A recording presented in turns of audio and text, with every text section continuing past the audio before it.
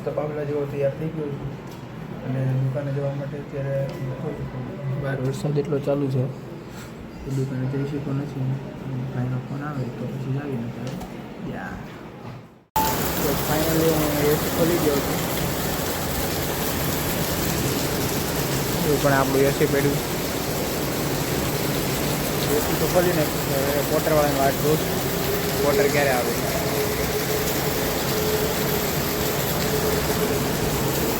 Water આવતો નથી કાંઈ. ફોન તો આવ્યો કે હું બોલો આવ્યો તો જે આવ્યો નહીં. કસ્ટમરની ત્યાં આવી ગયો છું આપણું ડાયકિનનું એસી ખોલવા માટે. ડાયકિનનું એસી ખોલી જાય એટલે પછી જવાનું છે. બે કામ તો બતાવી દીધા છે એસીમાં. બે એસી ખોલી વોટર કરીને છોકરામાંથી આવવાની કામ કર્યું જમી ત્યારે તો ફ્રી થયો છું. હવે બરાબર અંદર આવે છે તો સુઈ જાઉં. બીજી નવી કમ્પ્લેનમાં આવી ગયા છીએ હું ને મનીષભાઈ સર્કિટ ફિટ કરવા માટે. આનું કામ બતાવી દેવી પહેલાં. શું કેવું મનીષભાઈ તમારું? પેલા કામ બતાવી દેવું છે કે પેલા ભાઈની યાર વાત થઈ જાય ફોનમાં એ સર્કિટ લગાવી દેવી?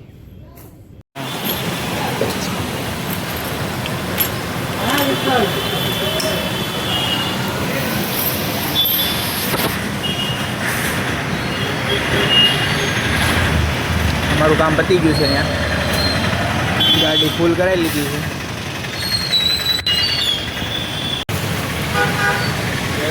હીરો તૈયાર થઈ ગયો છે અમારે.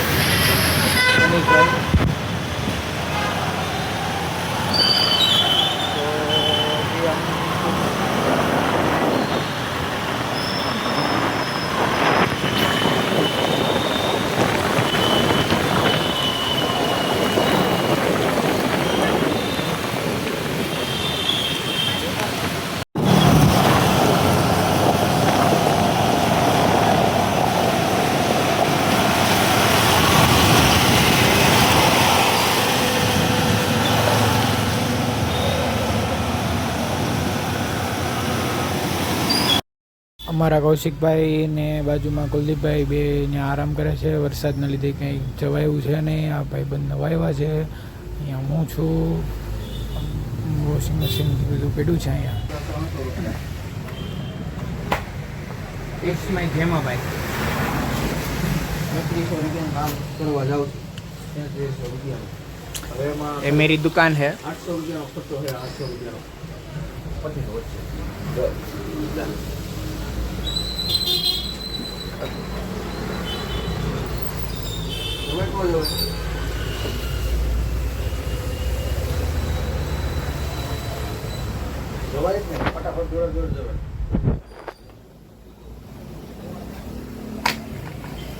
સંપન્ન નાખવાના છે.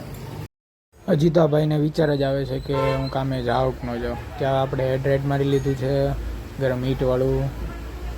ના ભાઈને હજી તો કાનમાં બ્લૂટૂથ નાખીને વિચાર જ આવે જાઓ ન જાઓ જાઓ ન જાઓ એવું થાય છે.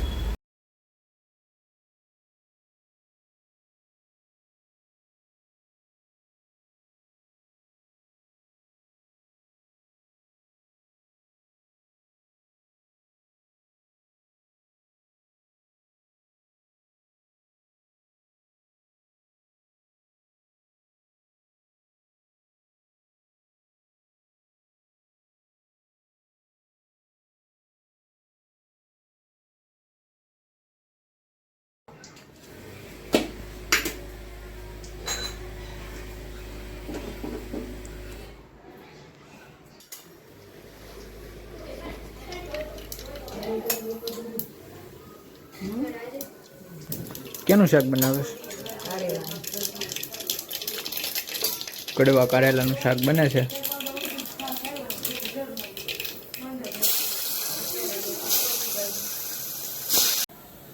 તો જમીને ફ્રી થઈ ગયો છું. તો આપણો બ્લોગ અહીંયા જ એન્ડ કરીએ.